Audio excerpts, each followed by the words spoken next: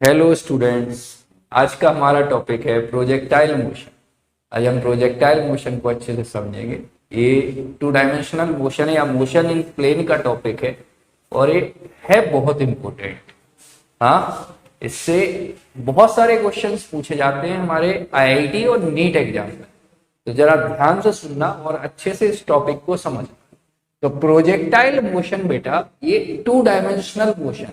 कैसा मोशन है? It is a two dimensional motion. It is a two dimensional motion. ये 2D motion है। It is the two dimensional motion only under the effect of gravity. Only under the effect of gravity. ये two dimensional motion है सिर्फ और सिर्फ gravity के effect पे। मतलब सिर्फ और सिर्फ जब बॉडी पर ग्रेविटी फोर्स एक्ट होगा तब हम उसको बोलेंगे प्रोजेक्टाइल मोशन। तो मोशन टू डायमेंशनल होना चाहिए और सिर्फ ग्रेविटी एक्ट होना चाहिए। ग्रेविटी के अलावा अगर कोई फोर्स आ गया तो हम उस मोशन को प्रोजेक्टाइल की कैटेगरी में नहीं रखेंगे। फिर वो मोशन हमारे प्रोजेक्टाइल मोशन की कैटेगरी में नहीं आएगा। वो मोशन जैसे रॉकेट की अगर हम बात करें तो रॉकेट में क्या होता है, जब रॉकेट के अगर हम बात करें तो जब रॉकेट प्रोजेक्ट किया जाता है, रॉकेट को फायर किया जाता है तो रॉकेट का मोशन तो टू डायमेंशनल होता है, लेकिन उस पर ग्रेविटी फोर्स के अलावा क्योंकि हॉट गैसेस बाहर निकलती है तो उसकी वजह से उस पर एक थ्रस्ट फोर्स आता है। तो ग्रेविटी के अलावा अगर कोई दूसरा फोर्स आ गया तो हम उसको फिर प्रोजेक्टाइल की कैटेगरी में नहीं रखेंगे। स्टूडेंट्स, अब हम डिस्कस करते हैं एंगुलर प्रोजेक्टाइल। एक्चुअली प्रोजेक्टाइल का ये पहला टॉपिक है एंगुलर प्रोजेक्टाइल। तो एंगुलर प्रोजेक्टाइल की पहले हम लोग डिटेल्ड एनालिसिस करते हैं। तो एंगुलर प्रोजेक्टाइल की हम लोग डिटेल्ड एनालिसिस करते हैं। इसकी पहले हम एनालिसिस कर लेते हैं, फिर इस पर बेस्ड इसके जो भी फॉर्मूलाज हैं उनको निकाल देंगे। लेकिन पहले हम इसकी डिटेल एनालिसिस कर लेते हैं एंगुलर प्रोजेक्टाइल की। तो एंगुलर प्रोजेक्टाइल में क्या करते हैं बेटा, हम हॉरिजॉन्टल ग्राउंड से किसी बॉडी को सर्टेन वेलोसिटी u से हॉरिजॉन्टल से थीटा एंगल पर प्रोजेक्ट करते हैं। तो जब हम इसको थीटा एंगल पर प्रोजेक्ट करेंगे तो बेटा ये कुछ इस तरीके के पाथ को फॉलो करते हुए वापस ग्राउंड पर आएगा। ये मान लेते हैं ये वाली डायरेक्शन हो गई अपने पास एक्स डायरेक्शन और ये वर्टिकल वाली हो गई वाई डायरेक्शन। अब इसकी हम एनालिसिस कर रहे हैं। ध्यान से समझना कि इसकी एनालिसिस हमें किस तरीके से करना। तो बेटा हम क्या कर रहे हैं, हम एनालिसिस कर रहे हैं एक्स और वाई डायरेक्शन। तो इधर हम एनालिसिस कर रहे हैं पहले एक्स डायरेक्शन में, फिर एनालिसिस हम करेंगे वाई डायरेक्शन। तो एक्स डायरेक्शन और इधर लिखते हैं वाई डायरेक्शन।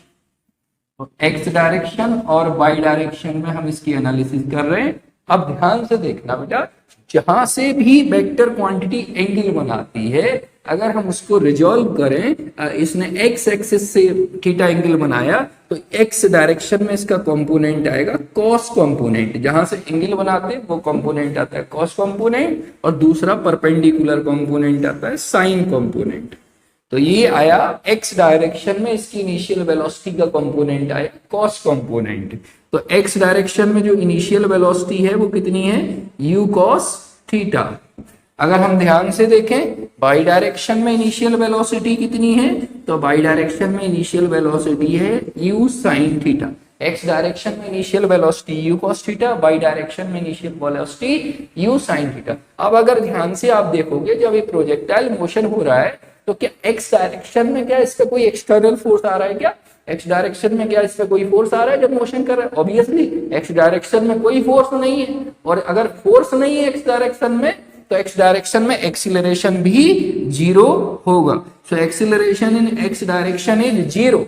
और बाई डायरेक्शन में क्या है, ग्रेविटी एक्ट हो रहा है नीचे की तरफ। तो बाई डायरेक्शन में ग्रेविटी की वजह से जो एक्सीलरेशन होगा वो स्मॉल जी होगा, डाउनवर्ड है, इसलिए हम माइनस साइन लगा सकते हैं। अब ध्यान से देखो, एक्स डायरेक्शन में जो मोशन है उसमें एक्सीलरेशन जीरो है, मतलब एक्सीलरेटेड मोशन नहीं है।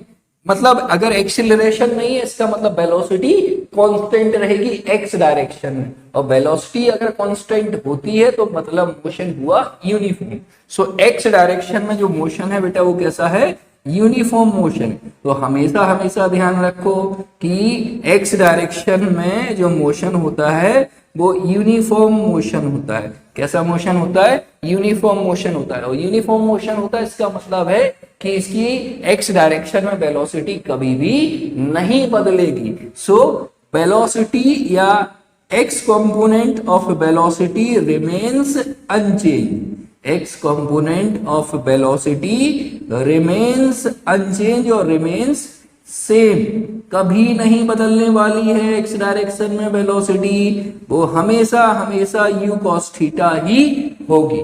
तो x डायरेक्शन में जो वेलोसिटी होगी वो u cos थीटा ही होनी है हर हाल में। अब आ जाते हैं बाई डायरेक्शन पे।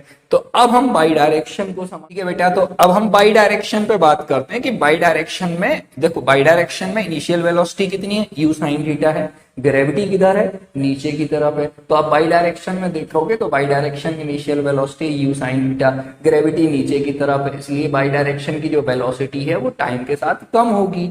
हाँ, तो अगर हम बाई डायरेक्शन की बात करें तो बाई डायरेक्शन में जो वेलोसिटी है वो टाइम के साथ कम होगी, और जो बाई डायरेक्शन की वेलोसिटी होगी after time t which is given by क्या होता है equation, v is equal to u minus g t. तो यहाँ पे वर्टिकल वेलोसिटी कितनी है, u sin theta, so u sin theta minus g t. So y direction में जो वेलोसिटी है आफ्टर टाइम t वो ग्रेविटी वाला इक्वेशन फॉलो करेगा which is u sin theta minus g t. अच्छा, x डायरेक्शन की वेलोसिटी हमें मालूम है वो बदलेगी नहीं, तो वो हमेशा u cos थीटा ही रहेगी। तो अगर हम देखें कि एट टाइम t मान लेते हैं पार्टिकल यहाँ कहीं आ गया, यहाँ समय जीरो था, टाइम जीरो था, यहाँ पे टाइम t है, तो जो वेलोसिटी है वो नेट वेलोसिटी ये है। इसके दो कंपोनेंट होंगे, एक होगा x कंपोनेंट और दूसरा होगा y कंपोनेंट। हाँ, x कंपोनेंट जो होगा वो u cos थीटा होगा, y कंपोनेंट जो होगा वो यहां से हम निकाल चुके u sin theta minus gt होगा। तो नेट वेलोसिटी जो होगी वो vx और vy का वेक्टर सम होगी। तो अगर हमें नेट वेलोसिटी कभी पूछा गया कि what is the net velocity at time t, तो net velocity at time t, net velocity at time t which is v is equal to under root of vx square plus vy square। अब यहाँ पे हम vx की ये value put कर देंगे, vy की ये वैल्यू पुट कर देंगे, तो हमें नेट वेलोसिटी मिल जाएगी बेटा। तो इस तरीके से हमें नेट वेलोसिटी मिलती है। अब हम आते हैं बेटा कि नेट वेलोसिटी ने हॉरिजॉन्टल के साथ कितना एंगल बनाया। कभी कभी हमसे क्वेश्चन पूछा जाता है कि what is the angle made by this net velocity with horizontal. तो हॉरिजॉन्टल के साथ कितना एंगल बनाया, तो हम बोल सकते हैं कि angle made by velocity, angle made by net velocity या वेलोसिटी विद हॉरिजॉन्टल या विद एक्स एक्सिस कितना बनाया। तो जरा ध्यान से देखो, अगर हम ध्यान से देखेंगे angle made by net velocity with horizontal तो हमें समझ में आएगा tan alpha, this tan alpha is given as, tan गिर गया, हाँ, this tan alpha is given as vy, obviously tan is equal to perpendicular by base, so perpendicular component is vy, base component is vx, so tan alpha can be given as mod of vy by mod of vx। यहाँ पे हम vy और vx की value रखेंगे और easily alpha निकाल देंगे, and the alpha is tan inverse vy by vx। अब हम बात करते हैं डिस्प्लेसमेंट की बात करते हैं। तो बेटा एट टाइम t देखो, जरा ध्यान से देखो, तो x डायरेक्शन में कितना डिस्प्लेस हुआ है, तो x डायरेक्शन में इसका डिस्प्लेसमेंट मान लेते हैं x। तो डिस्प्लेसमेंट इन x डायरेक्शन, अगर हम बात करें डिस्प्लेसमेंट इन x डायरेक्शन, पहले तो ये बताओ कि x डायरेक्शन में मोशन कैसा है। x डायरेक्शन में जो मोशन है वो है यूनिफॉर्म, x डायरेक्शन में मोशन है यूनिफॉर्म, और मोशन यूनिफॉर्म है तो डिस्प्लेसमेंट कैसे मिलता है? Displacement is equal to velocity into time, it is the displacement in x direction.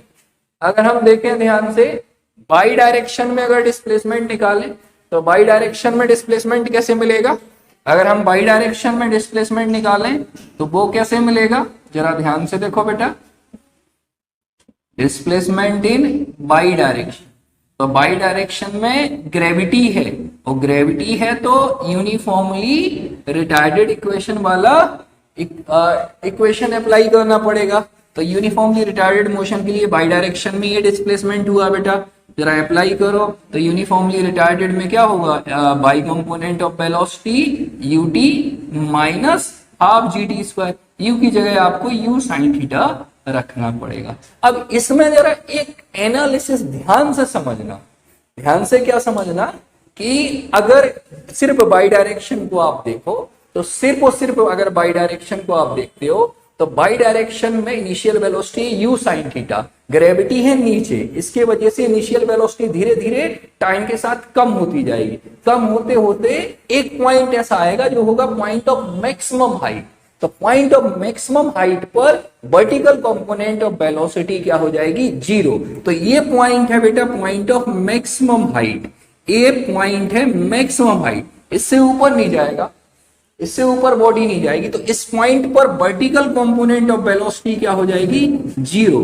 तो नेट वेलोसिटी जो होगी वो सिर्फ और सिर्फ एक्स कंपोनेंट के वजह से होगी। तो इस पॉइंट पे जो नेट वेलोसिटी होगी वो सिर्फ और सिर्फ एक्स कंपोनेंट की वजह से होगी। और एक्स कंपोनेंट कितना है अपने पास? Net velocity is equal to X component which is u cos theta. So maximum height एकमात्र ऐसा पॉइंट है जहां पे net velocity u cos theta के बराबर आती है, Y component of velocity zero हो जाती है, इसलिए इस पॉइंट पर वेलोसिटी मिनिमम होती है। सो मैक्सिमम पॉइंट पर जो वेलोसिटी होती है वो हमेशा क्या होती है? मिनिमम होती है, यू साइन थीटा होती है। एक पॉइंट और समझने लायक है, इसमें समझने लायक क्या पॉइंट है?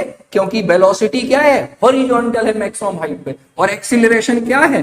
वर्टिकल है, जी, सिर्फ और सिर्फ ग्रेविटी। सो एकमात्र ऐसा पॉइंट है मैक्सिमम हाइट जहां पे वेलोसिटी और एक्सीलरेशन दोनों परपेंडिकुलर होते हैं। सो मैक्सिमम हाइट पर एक्सीलरेशन और वेलोसिटी दोनों परपेंडिकुलर होंगे, और क्योंकि स्पीड या वेलोसिटी मिनिमम है इसलिए काइनेटिक एनर्जी भी मिनिमम हो। अगर आपको समझ में आ रहा है वीडियो तो आप थोड़ा सा चैनल को लाइक और सब्सक्राइब जरूर करें।